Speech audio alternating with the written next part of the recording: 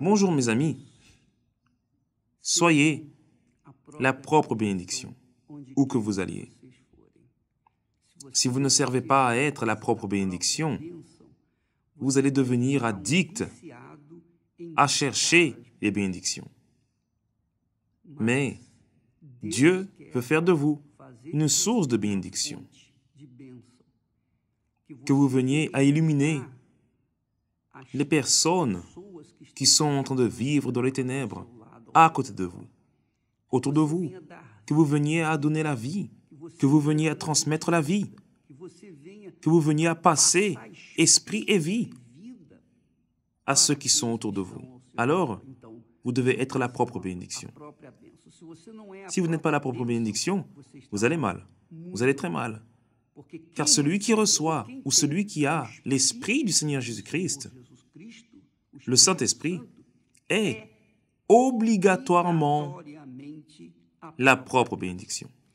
Mais le fait d'être la propre bénédiction ne signifie pas que nous n'allons pas rencontrer des difficultés, des problèmes, des afflictions, des tribulations, de la haine, de la révolte. Enfin, ce n'est pas parce que nous sommes la source que nous cessons de recevoir les pluies torrentielles des tempêtes, n'est-ce pas?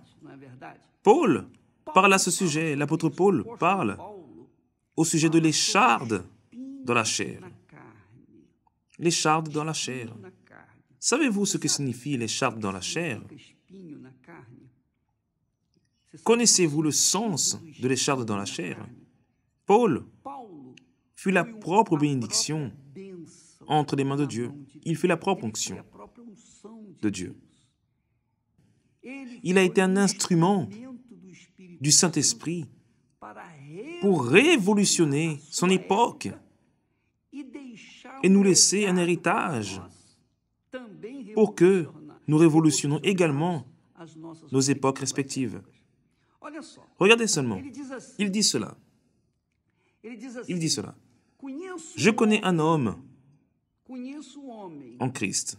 Je connais un homme qu'il fut enlevé dans le paradis. Regardez seulement la situation de Paul. Il a même été au paradis.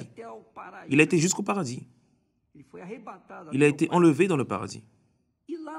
Et là, au paradis, il entendit des paroles ineffables qui n'est pas permis à un homme d'exprimer. Autrement dit, il a entendu des paroles qu'il ne pouvait pas nous dire, qu'il ne pouvait pas nous laisser. Car les paroles qu'il pouvait laisser, il les a laissées. Le Saint-Esprit l'a fait les écrire. Mais les paroles qu'il a entendues dans le paradis, il ne les a pas répétées. Pourquoi? Parce qu'il n'est pas permis à un homme de les exprimer. Maintenant, vous imaginez, lorsque vous lisez la Bible, la parole de la Bible apporte la vie à votre âme, à votre esprit. Elle apporte la délivrance. Imaginez les paroles que Paul a entendues là-bas, dans le paradis. Maintenant, parce qu'il était la propre bénédiction, la propre source utilisée par le Saint-Esprit, il a rencontré une série de difficultés. Il n'a rencontré que des difficultés, que des problèmes. Il n'a rencontré que des problèmes. Voyez seulement, il en arrive au point de dire, et pour que je ne sois pas enflé d'orgueil à cause de l'excellence de ces révélations qui m'ont été données, il m'a été mis une écharde dans la chair. Une écharde dans la chair. Un ange de Satan pour me souffleter. Savez-vous ce que signifie souffleter? Vous le savez? C'est se faire gifler tout le temps. Et qu'est-ce qui se passe lorsque nous sommes souffletés? Nous sommes humiliés. Nous sommes mis dans la honte. Nous sommes critiqués. Nous sommes la risée des gens. Alors, à chaque souffletement de Satan à travers cette écharde. Paul se rappelait qu'il était un vase et qu'il était un vase d'argile. Un vase et qu'il était un vase d'argile. Mais qu'est-ce que cela a à voir avec ma vie avec? Je suis serviteur de Dieu, servant de Dieu. Je ne fais de mal à personne. Je suis en train de traverser cette situation difficile. Mon fils est addict et j'ai honte devant mes voisins et j'ai honte devant mes amis, mes connaissances, des parents. Mais dis-moi, dans ton église, ils ne résolvent pas les problèmes que ton fils a. Combien de fois avez-vous dû entendre cela et vous avez dû rester en silence? Ils ont fait cela à Jésus aussi. Il a sauvé les autres. Il ne peut pas se sauver lui-même. Sauve-toi toi-même et sauve-nous, a dit le voleur à Jésus. Or, mes amis, Dieu permet que nous soyons souffletés chaque jour, parfois chaque heure, chaque moment, afin que l'excellence de ces révélations que Dieu nous a données, par exemple, vous recevez des révélations extraordinaires. Vous qui avez le Saint-Esprit, car le Saint-Esprit guide, il nous parle, il oriente, il nous mène à aider d'autres personnes, à sauver d'autres personnes, lorsque nous-mêmes, nous avons besoin d'aide. Telle est la réalité. Alors, combien de personnes, par exemple cette semaine, une servante de Dieu, après avoir souffert pendant quelques années d'une maladie incurable, est décédée. Et elle disait, « Pourquoi moi? Pourquoi moi? Je suis servante de Dieu. Comment est-ce possible? » Et je me souviens que lorsque Viviane est née, lorsqu'Esther l'a ramenée au médecin, etc., faire ses traitements, alors Esther regardait les autres mères qui avaient des enfants dans les bras, qui fumaient, qui disaient des gros mots, qui vivaient une vie complètement distante de Dieu. Et ces femmes avaient des enfants parfaits. Mais elle, Esther, qui servait Dieu, qui ne vivait pas dans le péché, qui était une servante de Dieu, elle portait entre ses bras Viviane, remplie de problèmes. Mes amis, nous traversons des tribulations, oui, tant à la maison qu'en dehors de la maison.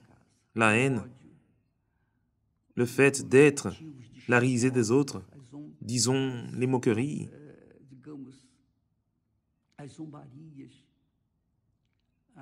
notre image déformée. Nous sommes massacrés. Nous avons été massacrés par les médias qui me haïssent. Non seulement moi, mais notamment le travail que nous réalisons. Pourquoi?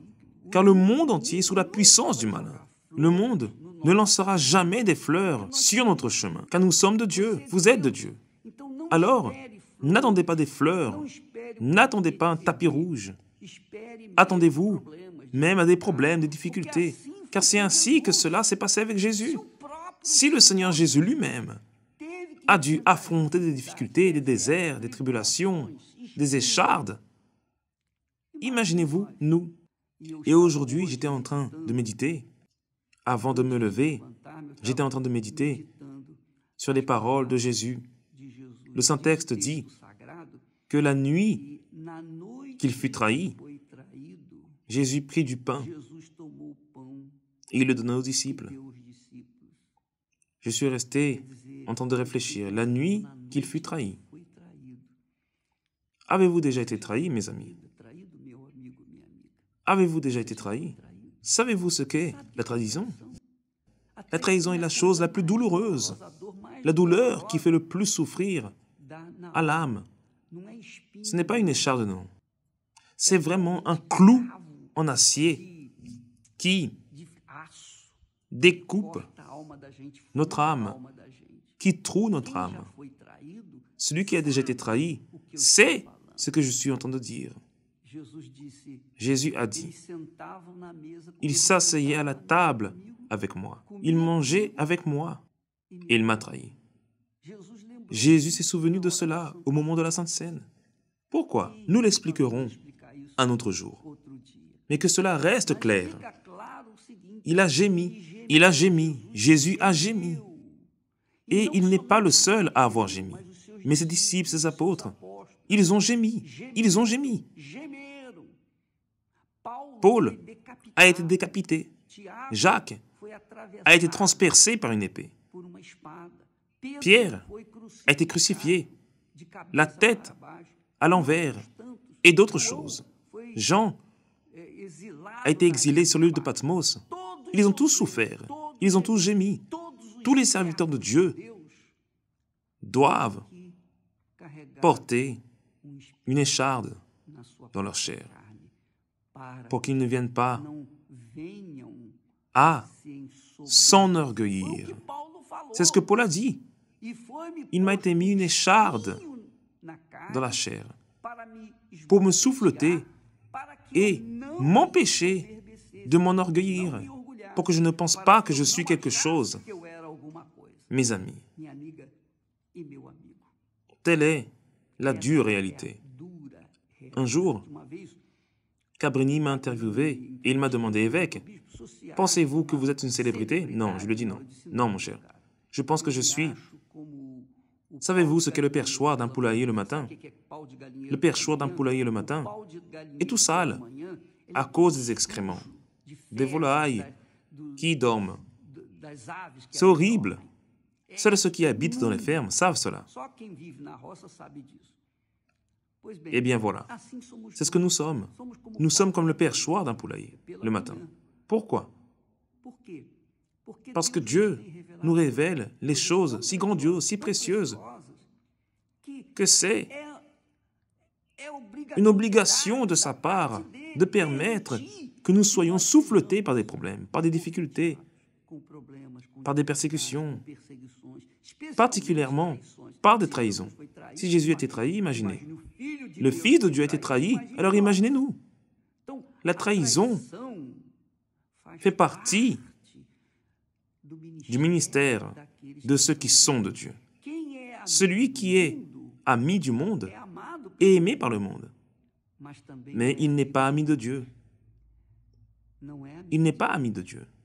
Mais celui que le monde est, ce dernier est ami de Dieu, car il est un instrument entre ses mains. Pour être un instrument entre ses mains, nous devons être en argile, et avoir des échardes qui transpercent notre chair. Mes amis, la foi que Dieu nous donne n'est pas seulement pour conquérir monts et merveilles, mais pour conquérir, par-dessus tout, le salut de notre âme. Et elle nous garde en vie pour que nous puissions hériter du royaume des cieux. Soyez la propre bénédiction. Soyez la propre bénédiction. Au nom du Père, du Fils et du Saint-Esprit. Amen.